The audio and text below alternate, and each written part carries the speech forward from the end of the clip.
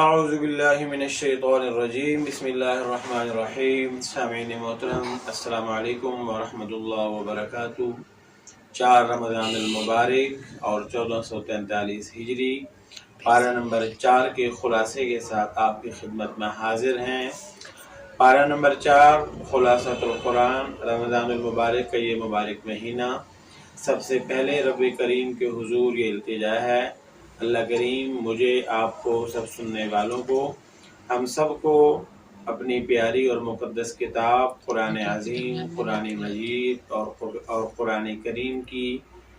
ہمیں قدردانی کرنے کی اور کما حق ہو اس کو پڑھنے، سننے، سمجھنے اور عمل کرنے کی توفیق نصیب فرمائے۔ سامعین، پارہ نمبر 4 سورہ آل عمران کا دوسرا حصہ اس پارے میں موجود ہے۔ کل گزشتہ یہ گزارش کی تھی کہ سورہ آل عمران کا جو بیشتر حصہ تھا پارہ نمبر 3 میں، اس میں زیادہ تر توحید باری تعالی اور پھر ایسے اہم واقعات جو پہلی قوموں میں رونما ہوئے، حضرت عیسیٰ علیہ السلام کی پیدائش، خود حضرت مریم علیہ السلام کی پیدائش، اور ایسے ہی حضرت زکریا علیہ السلام کے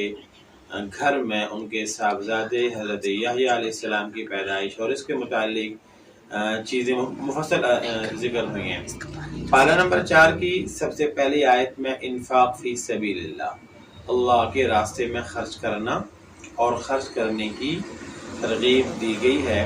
ارشاد ربانی ہے، اعوذ باللہ من الشیطان الرجیم، لن تنالوا البر حتی تنفقوا مما تحبون، آپ لوگ ہرگز نیکی کے کمال کو نہیں پہنچ سکتے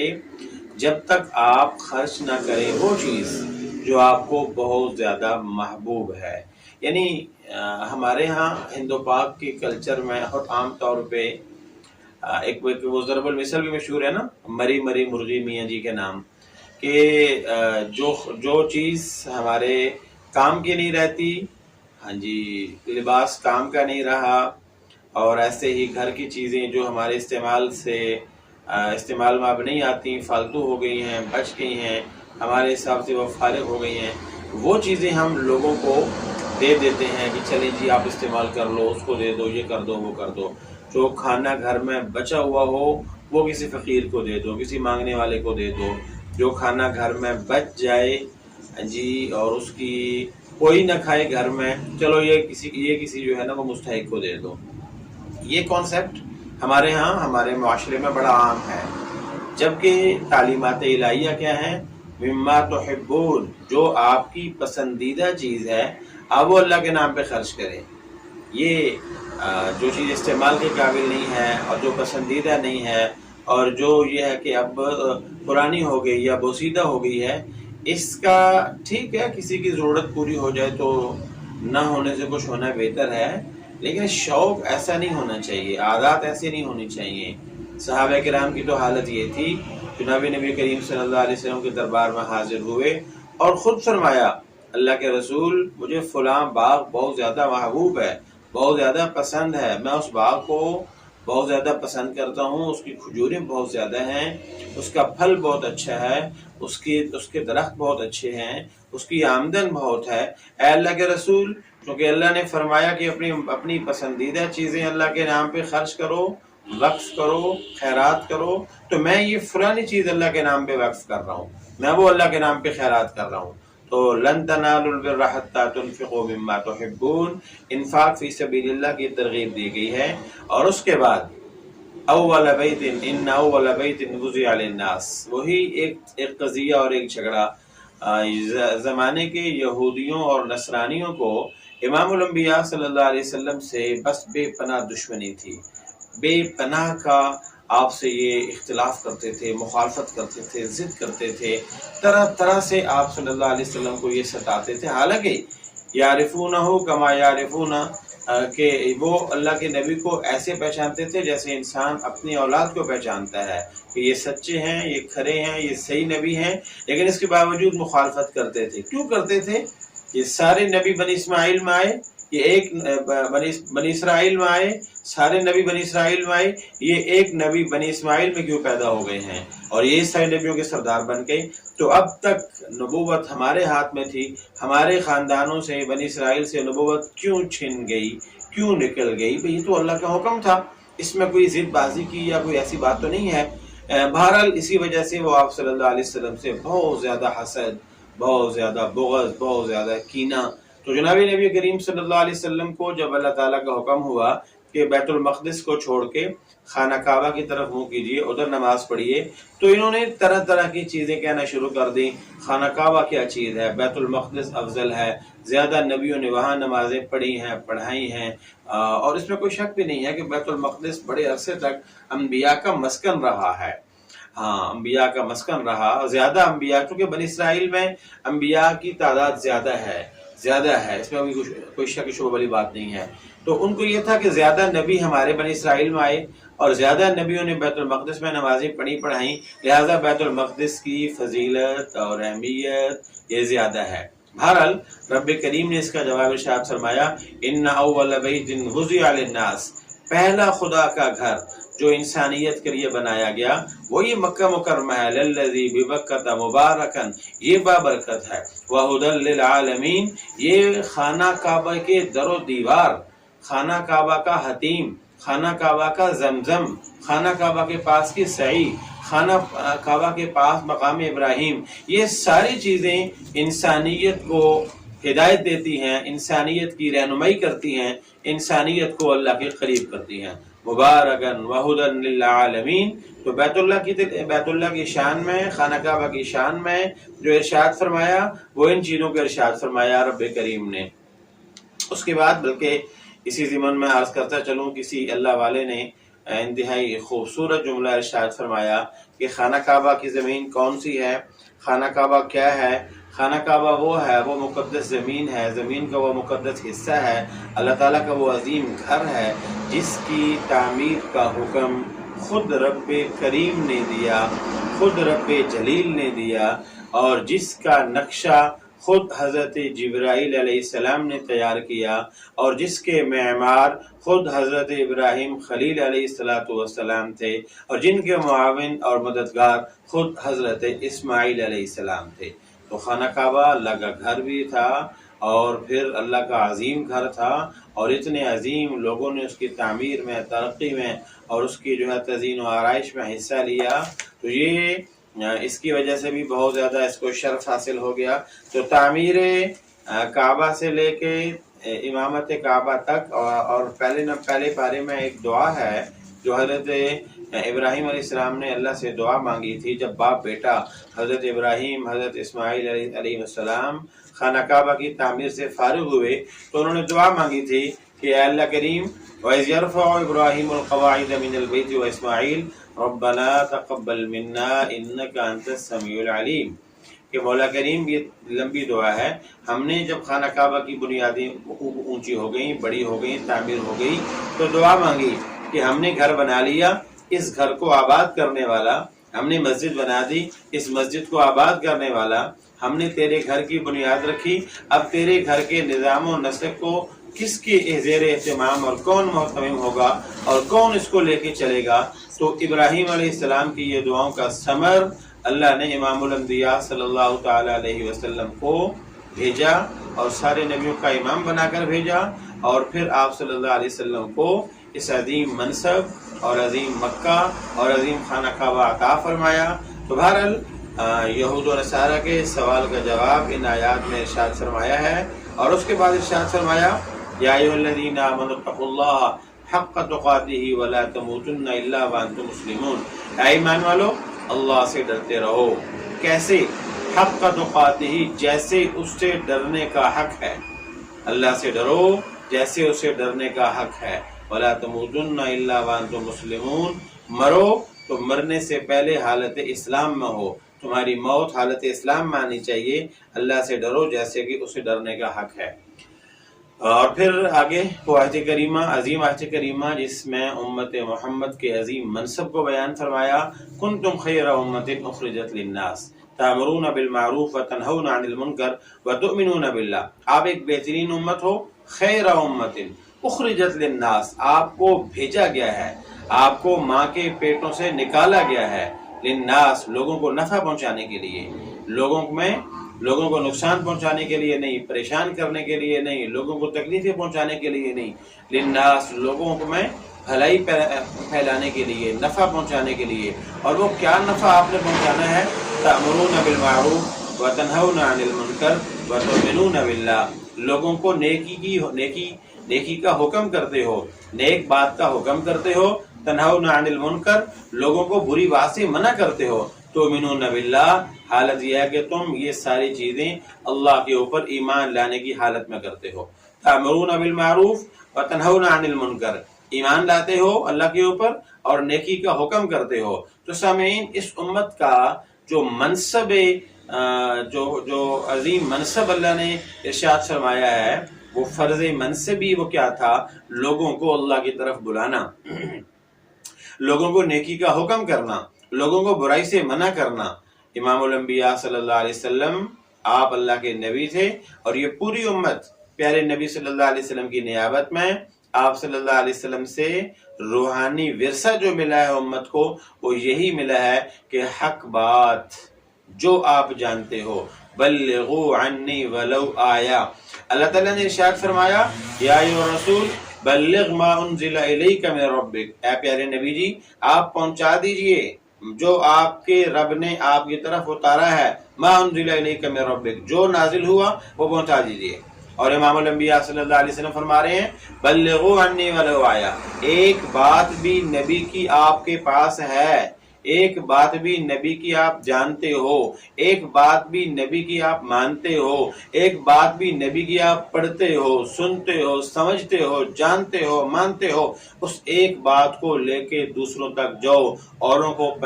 پہنچاؤ، یہ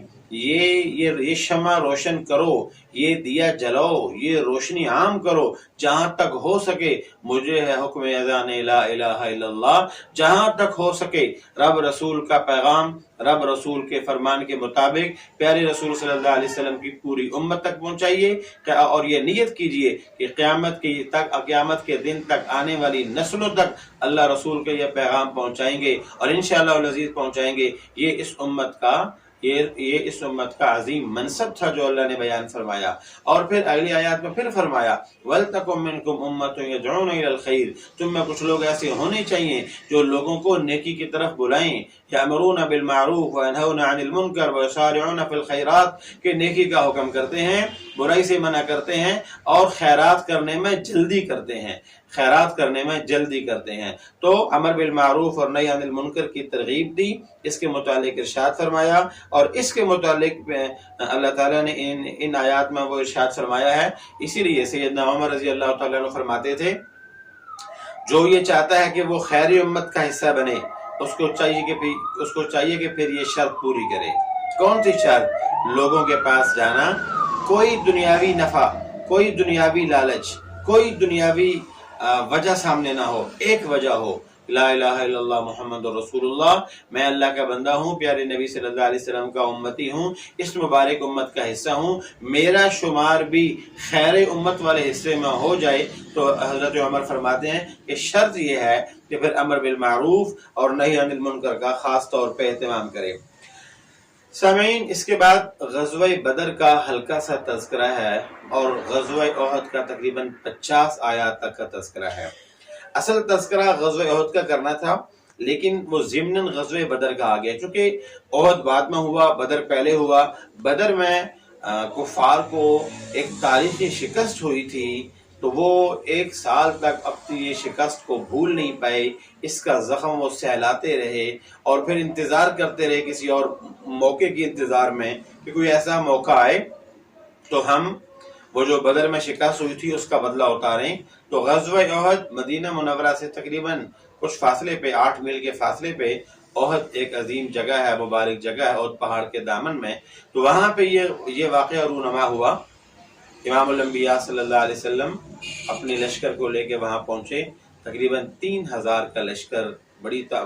تعداد میں تھا، مسلمانوں سے دگنی تگنی تعداد تھی ان کی، لشکر تھا، ہزاروں کے حساب سے اونٹ تھے، سینکڑوں کے حساب سے گھوڑے تھے، 500 عورتیں تو صرف ساتھ میں وہ ڈھول بجانے والی اور گانا گانے والی اور اشعار پڑھنے والی اور ان کے جذبات کو ابھارنے کے لیے ساتھ میں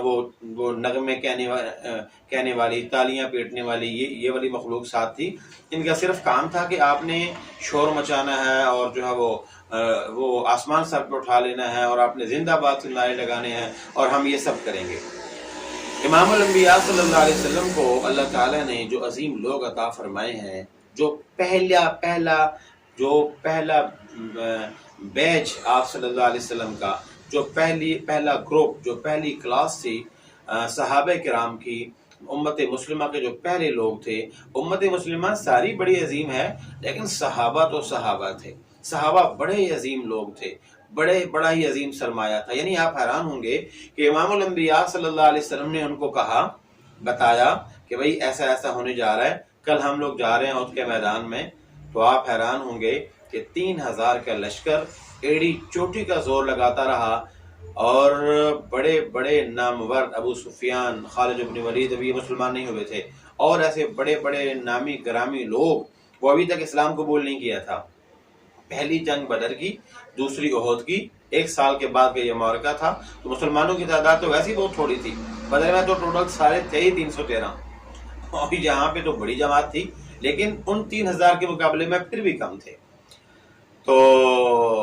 مسلمان شیروں نے، جن میں حضرت علی رضی اللہ تعالیٰ عنہ بڑا ان کا نام اس میں موجود ہے، تذکرہ اس میں موجود ہے، حضرت ابو دجانہ رضی اللہ تعالیٰ عنہ یہ لوگ تھے، حضرت علی تھے رضی اللہ تعالیٰ عنہ، حضرت امیر حمزہ رضی اللہ تعالیٰ عنہ، یعنی یہ وہ لوگ تھے کہ جنہوں نے سینہ سپر ہو کے سب سے آگے فرنٹ پہ کھڑے ہو کے کفار کو جو دن میں تارے دکھائے تھے، وہ انہی عظیم لوگوں نے تھے، شیر اسلام تھے۔ ایک ایک شیر کئی کافروں کو مریا میٹ کرتا تھا۔ یعنی ان کے جو 3000 تو صرف اونٹوں کے اوپر سوار تھے، 700 وہ لوگ تھے جو پیدل تھے اور زرہ انہوں نے پورے جسم کے اوپر پہنی ہوئی تھی۔ تو نہ پیادہ پا کھڑا ہو سکا، نہ کوئی گھڑ سوار کھڑا ہو سکا، نہ کوئی اونٹوں کا سوار کھڑا ہو سکا، بلکہ قریش میدان چھوڑ کے بھاگ گئے، اور امام الانبیاء صلی اللہ علیہ وسلم کی اس مبارک جماعت کو اللہ نے فتح عطا فرمائی۔ اور اسی بیک میں ایک جبل الرمات نامی ایک جگہ تھی، ایک ٹیلا تھا، وہاں سے ایک راستہ آتا تھا۔ تو حضرت خالد ابن ولید، ابھی تک حضرت خالد نہیں تھے، ابھی تک وہ مسلمان نہیں ہوئے تھے، تو لیکن بڑے مشہور جنگجو تھے، وہ اس پوری جنگ میں وہ اس طاق میں تھے کہ کب ہمیں موقع ملے ہم اس ٹیلے سے حملہ آور ہوں۔ تو جب مسلمانوں کو فتح ہو گئی، کفار میدان چھوڑ کے بھاگ گئے، لوگ مال غنیمت جمع کر رہے تھے، اس وقت میں وہ قافلہ جس کی تعداد صرف 5 تھی، حضرت عبداللہ ابن جبیر ان کے امیر تھے، ان کو امام الانبیاء صلی اللہ علیہ وسلم نے فرمایا تھا کہ دیکھو عبداللہ، اپنی جماعت کو لے جاؤ، وہاں پہ کھڑے رہو، ہم خدا نخواستہ کہ ہم اگر سارے بھی جو ہے وہ شہید ہو جاتے ہیں، اور سرکار کے الفاظ بڑے سخت تھے، فرمایا کہ اگر لاشوں کے اوپر پرندے آ جائیں اور وہ ان کو نوچنا شروع کر دیں، پھر بھی آپ نے وہاں سے نہیں ہلنا۔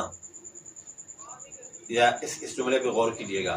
نبی صلی اللہ علیہ وسلم نے کتنی تاکید سے ایک بات فرمائی۔ 50 کا قافلہ، 50 میں سے 10 رہ گئے، انہوں نے باقیوں نے یہ سمجھا کہ جنگ ختم ہو گئی، کفار بھاگ گئے، اب تو صرف مال غنیمت لینا ہے اور بس۔ بھئی یہی سوچ کے وہ باقی لوگ نیچے آ گئے۔ خالد ابن ولید نے جب دیکھا تو موقع تھا، انہوں نے فوراً پلٹ کے حملہ کیا۔ وہ جو 10 لوگ کھڑے تھے وہ کیا مقابلہ کرتے ان کا، پلٹ کے جو پیچھے سے انجانے میں جو حملہ ہوا وہ بڑا خطرناک تھا۔ اس نے دیکھتے ہی دیکھتے چند ہی لمحوں میں فتح کو شکست میں تبدیل کر دیا۔ 70 کے قریب صحابہ شہید ہو گئے اس میں، خود سیدنا امیر حمزہ رضی اللہ تعالیٰ عنہ اسی جنگ میں شہید ہوئے، جسم مبارک کے 11 ٹکڑے ہوئے،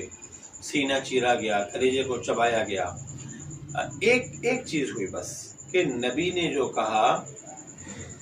وہ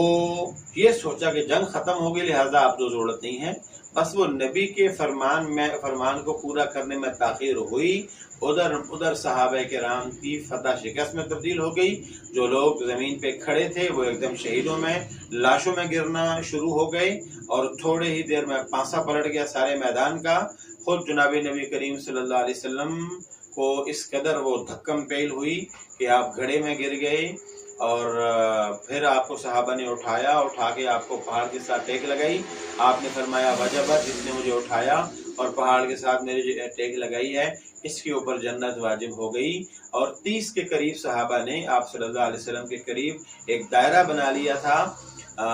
حضرت ابو دجانہ وہ یوں سامنے پشت کر کے کھڑے تھے کہ جو تیر آئے وہ میری پشت پہ لگے، میرے نبی کو نہ لگے۔ یہ حالت ہو گئی تھی۔ کیا ہوا؟ نبی کی ایک بات میں تاخیر ہو گئی، اس کو پورے طریقے میں سے پورے نہیں کر سکے۔ سامعین، جہاں آج نبی کی سینکڑوں سنتیں ہمارے گھروں میں ٹوٹتی ہیں، ہماری دکانوں میں ٹوٹتی ہیں، ہمارے دفتروں میں ٹوٹتی ہیں، ہمارے اس ماحول معاشرے میں نبی کا حکم ٹوٹتا ہے، نبی کا فرمان ٹوٹتا ہے، نبی کے احکامات ٹوٹتے ہیں، نبی کی سنتیں ذبح ہوتی ہیں اور مسلمان کر رہے ہیں۔ سنت کیا کہ کرتے ہیں، اور یہ خیر ہے، سنت ہے، چھوڑ دو، کیا ہوا؟ نہیں سامعین، یہ بڑے خطرے کی بات ہے۔ یاد رکھیے، وہ شافع محشر ہیں، وہ ساقی کوثر ہیں، کل رب کے دربار میں انہوں نے ہی میری آپ کی سفارش کرنی ہے۔ آج ہم ان کو بھلائیں گے تو کل وہ ہمیں کیوں یاد رکھیں گے؟ وہ تو رحمت عالم ہے صلی اللہ علیہ وسلم۔ اس لیے ان کے پیارے نبی صلی اللہ علیہ وسلم کی ہر سنت، ہر حکم، ہر فرمان، ہر ارشاد، آپ صلی اللہ علیہ وسلم کی بتائی ہوئی ہر قسم کی تعلیمات، ان کو خود سیکھنا، ان کو خود عمل کرنا، اپنے بچوں کو سکھانا، پوری دنیا کے انسانوں کو یہ پیغام دینا، اس کا اہتمام کرنا۔ تو یہ موقع ہمیں بتاتا ہے کہ صحابہ تھے، مدینہ تھا، احد تھا، احد پہاڑ فرمایا جنت کا ہے، تو یہ کہ یہ ہذا جبل، یہ پہاڑ ہم سے محبت کرتا ہے اور ہم اس سے محبت کرتے ہیں، آپ صلی اللہ علیہ وسلم نے فرمایا۔ تو احد بھی ہے، مدینہ بھی ہے، سرکار موجود ہیں، صحابہ موجود ہیں۔ ایک کام میں جان بوجھ کے نہیں کی، وہ ناسمجھی میں ہوگی، سمجھ